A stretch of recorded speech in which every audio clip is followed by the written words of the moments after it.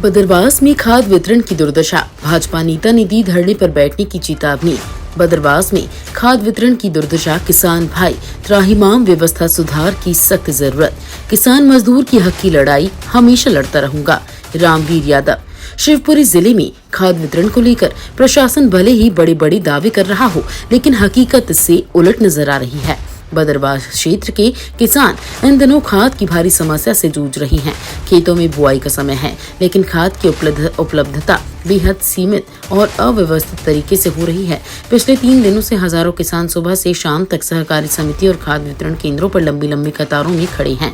किसानों को 5 कट्टा खाद की पर्ची दी जा रही है, लेकिन दिया जा रहा है केवल 4 कट्टा।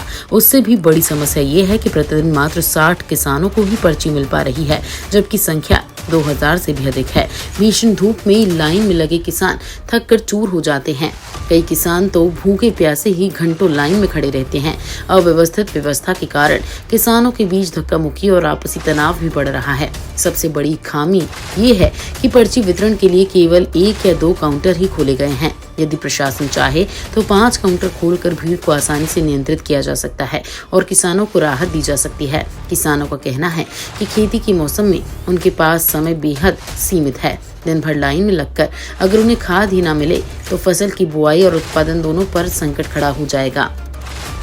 किसानों की अपील है, हमारे किसान भाई हाथ जोड़कर कलेक्टर साहब और सरकार से निवेदन करते हैं कि तत्काल इस समस्या का समाधान किया जाए। खाद वितरण में पारदर्शिता और पर्याप्त काउंटर खोले जाएं। हर किसान को समय पर खाद उपलब्ध कराया जाए। भीड़ और अव्यवस्था से बचाने के लिए उचित प्रबंधन किया जाए।